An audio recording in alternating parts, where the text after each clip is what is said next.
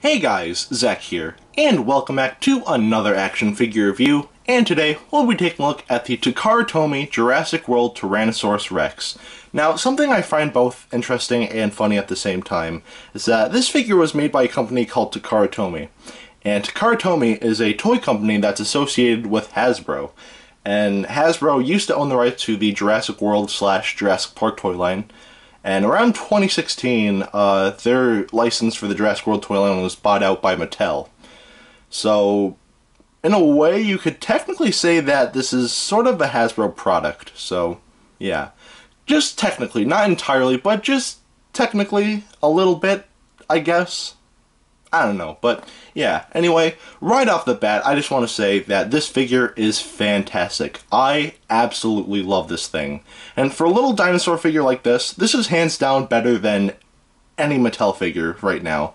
It's not as good as Kenner, but I will say this, it's pretty close. And when I say close, it's just inches away from being as good as Kenner. Some minor things, but for the most part, this thing is still fantastic, so yeah.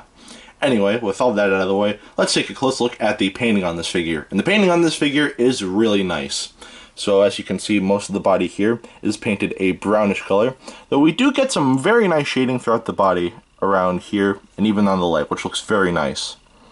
Going to the underside of the body, we can see that the underside here is painted a beige color, but something I think is kind of weird. For some reason, they decided to have a beige streak going down the tail from here all the way to here, which, again, I think is kind of weird, and it's even on this side as well, but, you know, for the most part, like, it doesn't look awful. In fact, I'll say it probably adds to the figure a little bit, but, again, interesting. Not bad, but just interesting. But, anyway, going to the feet here, we can see that the feet, or, you know, the toenails here are painted black, as well as the two hallux on each foot.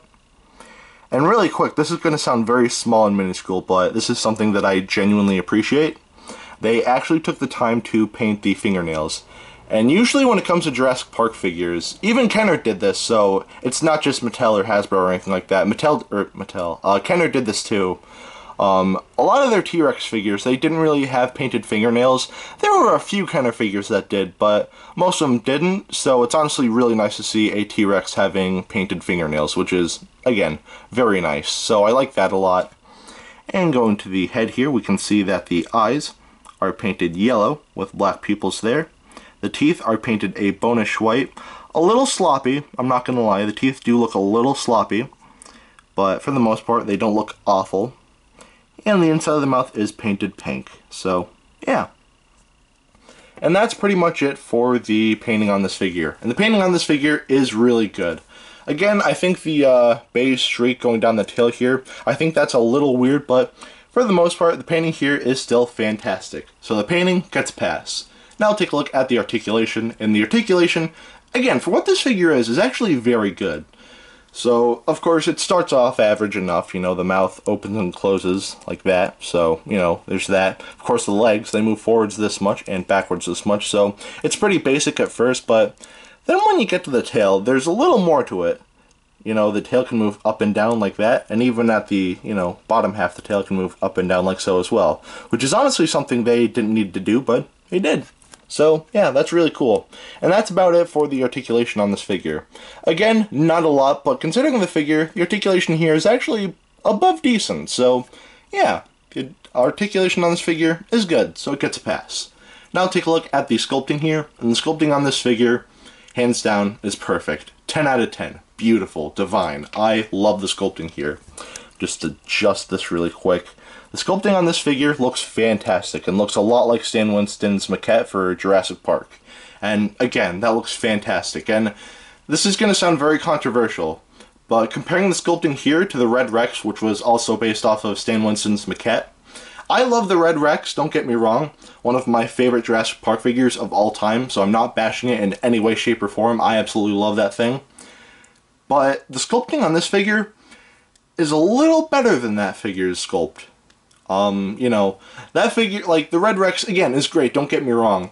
There are some minor things with the sculpt that do look a little off, but, you know, comparing that sculpt to this, yeah, this is a little better. But again, the sculpting on the Red Rex is still fantastic. But anyway, back to this figure. You know, the sculpting, flawless, looks exactly like Stan Winston's maquette. Love that a lot. And really quick, this is something that, you know, Mattel really needs to understand. You know, this figure right here, it's not aggressively stanced or anything like that. It's just, you know, standing neutral. And if you notice, you know, I don't know if you've been paying attention this whole time, but this figure is standing pretty well. So, yeah. A lot of the, you know, figures by Mattel have, like, really big feet, mainly because, you know, the dinosaur itself is posed in, like, a weird way, like this or something like that. But this figure is standing neutral.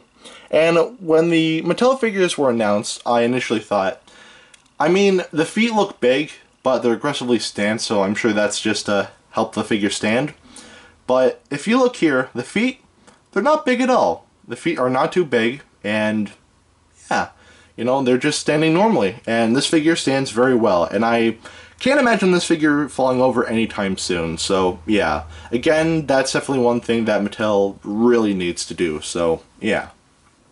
But, you know, with all that out of the way, the sculpting on this figure is perfect. So, sculpting on this figure, actually, I will say this, the joints in the tail do get kind of, you know, in the way of that, because you can definitely see the joints there, but that's not necessarily a problem. It's still very nice, you know, even with this going on. But, yeah, the sculpting on this figure is still perfect. So, the sculpting gets a pass. It's fantastic. Now, take a look at the detailing, and the detailing on this figure, again, looks great. So taking a look at the head here, if my camera can focus. There we go. We can see that all the scales and all the creases and whatnot look very nice on this figure. Very well defined. Not a lot of detailing on the inside of the mouth, but again, it still looks very nice. Going to the neck, the detailing here looks very nice. All the muscles and, you know, whatnot, everything here looks very nicely defined. And going to the arms here, we can see that the detailing on the arms, for them being as small as they are, the detailing here looks very nice. And going to the side of the body, we can see some creases and scales and whatnot, which again, look very nicely defined. We even have a bit of a ribcage here, which is honestly a very nice touch. But going to the leg here, we can see more musculature and more creasing and whatnot, which looks very nice. And even in the calves here, the detailing is very nice. Going to the feet here, the feet are nicely detailed. Everything here looks very nicely defined, very nice. And yeah, the feet look great. And going to the tail here, we can see that all of the creasing, all of the scaling, and all of the musculature here detailed very nicely, very well defined. And yeah, it looks great. And that's pretty much it for the detailing on this figure. And the detailing on this figure, fantastic. The detailing is great. It's kind of a shame that there's no detailing inside the mouth, but to be honest, the mouth is very small, so it's, you know, understandable. That, and you're not really going to see a lot of the mouth, you're just going to see, you know, the body itself. Or you're not going to see too much of the inside of the mouth, but yeah. Bottom line, the detailing on this figure is fantastic, so the detailing definitely gets a pass. So, at the end of the day, should you get this? Absolutely. This figure is fantastic, but I will say this, the only thing that would make it better is if it was made of rubber. I hate to sound like every, you know, Kenner fan, oh, if it's not rubber, it's bad. No. You know, I'm perfectly fine with this thing being hard plastic. And, you know, the rubber dinosaurs is great, you know, and even I, you know, said in the past that, you know, rubber dinosaurs is better than, you know, hard plastic dinosaurs like this. But, you know, this is still nice. But if this figure was made of rubber, kind of like the original Kenner Dilophosaurus, where the body itself was rubber, but the legs were on, like, you know, had articulation, I feel like that'd be really nice, you know. And again, I'm okay with the articulated bits right here, you know. Even though it does kind of take away from the sculpt, I'd say that that still looks very nice. But, you know, this figure, even without the rubber, this figure is still fantastic. And I'd say it's a solid 9.5 out of 10, but, you know, if this figure did have, like, rubbery skin and, like, you know, you could, like, bend the tail like the original Kenner Dilophosaurus, then I'd say that this figure is a solid 10, but, yeah. And really quick, this is kind of off topic, but, you know, when I'm recording this, I'm moving into college, and I plan on taking two figures with me. I plan on taking this figure, and I plan on taking the Jakks-Pacific Godzilla. And I was originally going to take this Jurassic World Fallen Kingdom Christmas tree ornament, but I decided against it after getting this figure, because after I got this figure, I immediately thought, yeah, no, this is the thing that's going to college with me, so yeah. And in my update video that I made when I, announced I was moving into college the next day, I said that I wasn't going to take any figures, and I still do mean that, but these are the only figures I'm going to take. Not to, like, review or anything like that, just to, kind of, like, have sit on my desk, or have sit on my, like, or not, like, school desk, but, like, in my dorm, just have it sit on my nightstand or whatever, but, yeah. And I just knocked that over, so I apologize for that. But, yeah, no, that's just a little side note. This figure is fantastic. And in terms of prices, you're looking at about 15 bucks, which honestly is very nice. I paid 25, so I paid a little much, but if you were to look for this on eBay, you would see prices like $15 and whatnot, which honestly isn't bad. $15 probably seems like a lot considering the size of this thing, but honestly, this figure is actually Japanese, so if you were to order this on eBay, then you unfortunately do kind of have to import it from Japan, so that kind of might, add to the cost and whatnot, but yeah, no, I'd say it's definitely worth it. This figure is fantastic. Rather you're getting this figure for a kid, or you're getting this to, like, sit on a shelf or a desk or whatever, at work or whatever. This figure is fantastic, and I highly recommend that you get it. And if you want to know how big it is, here it is next to Dr. Billy Grant. Alright, now that is it for today. Have a great rest of your week, and I will see you in the next video. Peace, Zach out.